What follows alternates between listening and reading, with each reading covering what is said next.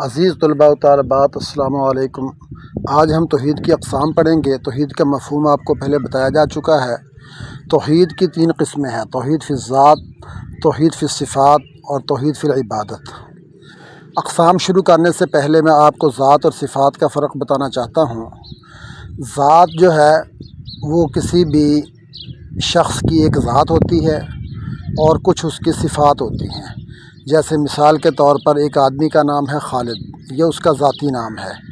اب اس کا حافظ ہونا، عالم ہونا، انجینئر ہونا، ڈاکٹر ہونا، تاجر ہونا، یہ اس کی صفات ہیں۔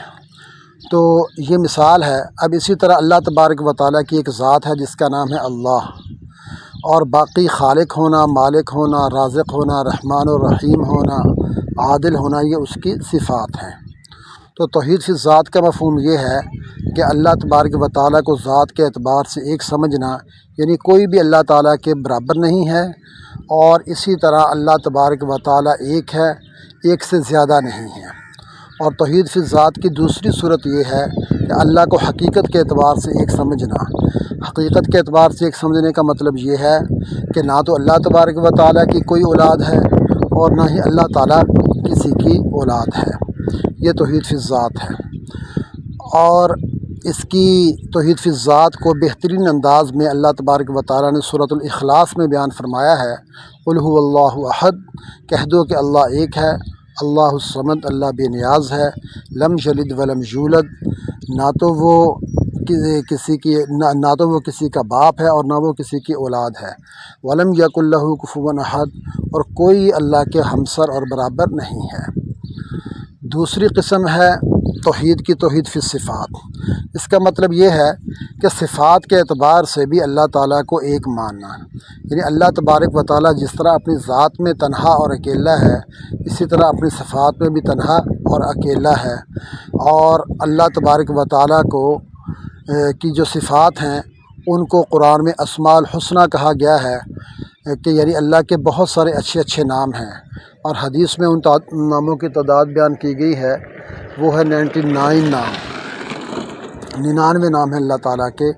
هو اللہ الذی لا الہ الا هو عالم الغیب والشہادہ هو الرحمن الرحیم هو اللہ الذی لا الہ الا هو الملک القدوس السلام المؤمن المہیمن العزیز الجبار المتکبر۔ تو اس طرح اللہ تبارک و تعالیٰ کے یہ صفاتی نام ہیں، یعنی اللہ تبارک و تعالیٰ علم والا ہے، اللہ تبارک و تعالیٰ سننے والا ہے، دیکھنے والا ہے، اللہ تبارک و تعالیٰ رحم کرنے والا ہے، اللہ تبارک و تعالیٰ خالق ہے، مالک ہے، رازق ہے، یہ اللہ تبارک و تعالیٰ کی صفات ہیں۔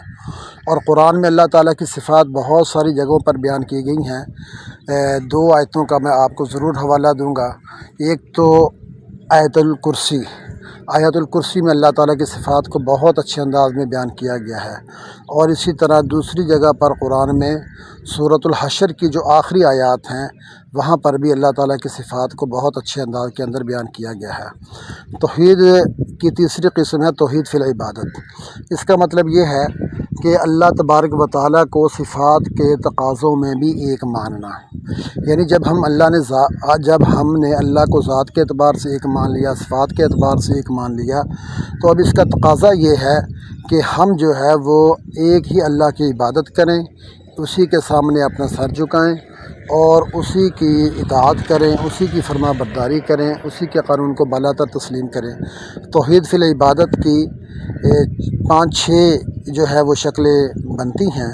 نمبر 1، اس اللہ پر ہی ایمان لایا جائے۔ نمبر 2، اللہ تعالیٰ کی ہی اطاعت کی جائے۔ نمبر 3، اللہ تبارک و تعالیٰ ہی کی عبادت کی جائے، اس کے سوا کسی کی عبادت نہ کی جائے۔ اللہ تعالیٰ کے قانون کو سب سے برتر اور بالاتر تصور کیا جائے، اللہ کے قانون کے برابر کسی انسان کے قانون کو حیثیت نہ دی جائے۔ اور نمبر 5 یہ ہے کہ اللہ تبارک و تعالیٰ کو ہی منعم حقیقی، یعنی حقیقی طور پر نعمتیں دینے والی ذات سمجھا جائے۔